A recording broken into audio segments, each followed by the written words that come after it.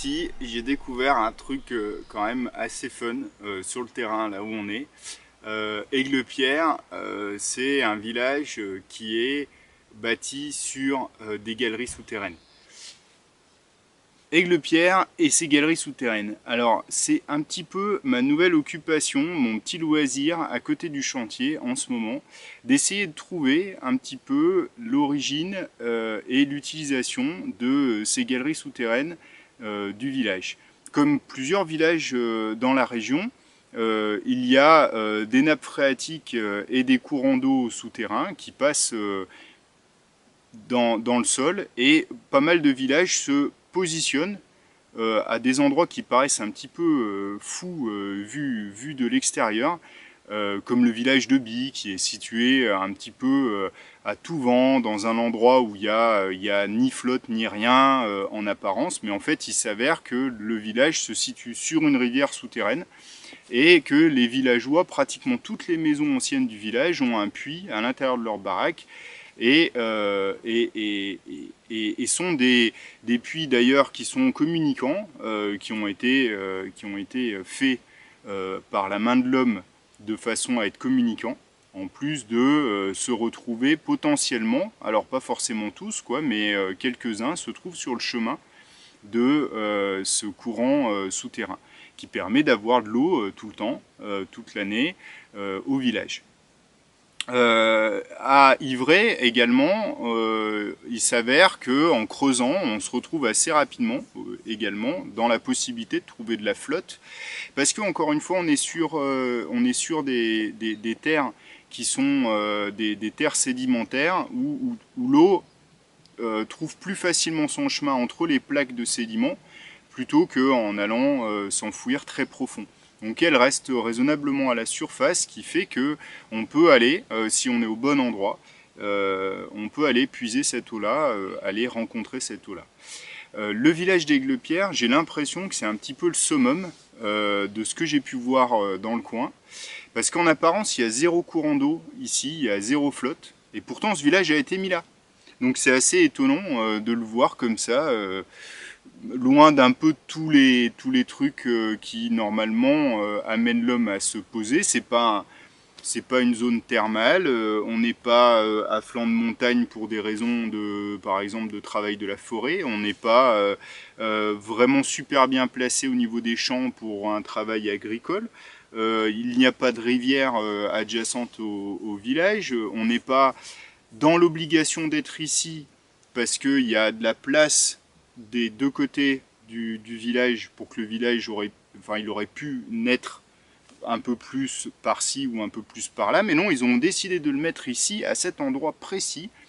Et à cet endroit précis, quand on regarde les cartes géologiques et qu'on regarde surtout les lits, on regarde les lits de rivières, qu'elles soient souterraines ou pas, si on prend la carte des eaux qu'on peut trouver par exemple sur Géoportail ou qu'on peut trouver sur un PDF qui a été édité par la région du Jura et qui fait une étude géologique générale, y compris au niveau des courants d'eau, on voit que le village est vraiment sous une énorme rivière. Et alors, j'ai pas encore assez de contacts dans le village pour aller récupérer les petites histoires des uns et des autres à propos de leurs ancêtres et comment ils faisaient et d'où provenait l'eau du village, etc. etc. Malgré tout, quand je suis allé au-dessus du village, du côté de Pagnot, j'ai constaté l'entrée d'une grotte qui a été semi-aménagée. Donc on a maçonné l'entrée, on a mis un portail. Ensuite, il y a quelques mètres de maçonné, de fortifié. Il y a certaines zones qui ont été renforcées, élargies. Et il y a un énorme tuyau en fonte qui est au sol. Et puis plus on s'enfonce, plus finalement ça devient le travail de la nature. Et là on s'enfonce dans des galeries de calcaire. J'ai pas pu aller bien loin parce qu'en fait très rapidement il faudra avoir masqué tuba et accepter d'aller dans une eau relativement boueuse pour espérer trouver une sortie de l'autre côté. Donc bon ben voilà, mais malgré tout, avec la quantité de flotte qu'il y a là-dedans, on se rend bien compte que c'est pas une petite galerie qui va s'arrêter dans 5 mètres, c'est vraiment un truc qui va loin. Et au niveau de la carte, ça correspond au chemin d'eau tracé sur la carte. Donc, avec en plus de ça, une petite histoire qui circule sur le terrain qu'on a acheté avec ma femme, qui est qu'il y aurait une entrée de grotte ici qui a été, dans les années 90, qui a été fermée, qui a été remblayée.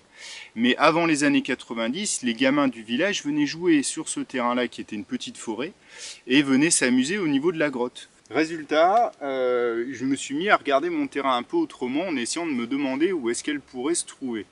Alors j'ai trouvé sur notre terrain un trou dans le sol qui a l'air profond sans plus, où il y a eu énormément de pierres qui ont été balancées dedans. Donc peut-être que c'est l'entrée de la grotte, mais j'en sais trop rien. J'ai pris une caméra, vous savez, les caméras pour aller faire de la mécanique avec la caméra qui est en bout d'un long flexible qu'on peut tordre à volonté. Le truc, c'est que la résolution de cette cam est quand même très moyenne. L'angle de la caméra est très fermé, donc résultat, on n'arrive pas trop à se faire une idée. Je vais essayer de vous faire une démo là sur la vidéo. Je sais pas si je vais y arriver, mais en tout cas, si j'y arrive, je vous la mets là. Donc, je ne sais pas si vous avez eu la vidéo ou non, mais en tout cas, vous avez rien vu, ça c'est sûr, parce que c'est pratiquement pas, enfin, illisible. J'ai essayé de regarder des vieilles cartes de géologie et j'ai remarqué qu'effectivement il y a des courants de flotte souterrains qui se baladent un peu de partout sous le village. Donc forcément qu'il y a eu des puits qui ont été faits pour aller récupérer cette flotte-là. Il y a également des points naturels, puisque c'est une roche calcaire d'infiltration d'eau, qui ont dû creuser des galeries. Donc voilà, ça c'est un fait. C'est certain que soit sous mon terrain, soit pas loin, il y a des galeries. Maintenant, j'aimerais arriver à être sûr, si oui ou merde, sous mes pieds, il y a de l'eau qui circule, ou tout simplement des galeries, etc. Et en fait, là pour le coup, je vous demande aussi éventuellement vos avis ou votre aide, parce que moi j'y connais rien. Absolument rien en étude des sols sans avoir à les creuser. Aujourd'hui, j'ai pas l'intention de défoncer mon terrain à la recherche d'une grotte. Je trouve ça complètement surréaliste et idiot.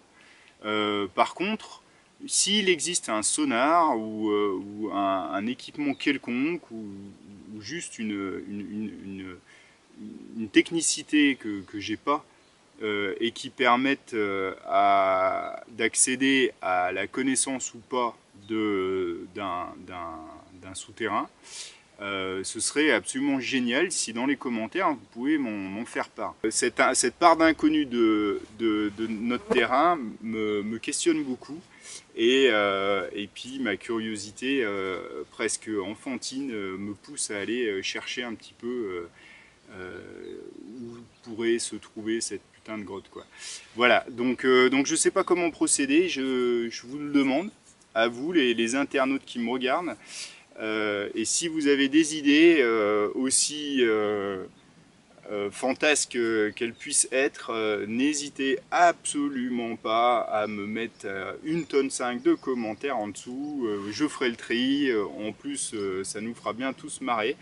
Et puis comme ça, on pourra aller faire une sous-série dans Un peu de Japon dans le Jura, qui est le marcassin, voilà, le marcassin du Jura, ou j'en sais rien quoi. En plus, j'ai un ami, que c'est d'ailleurs son surnom, parce qu'il adore aller dans les grottes, aller s'enfouir dans n'importe quel trou qu'il trouve.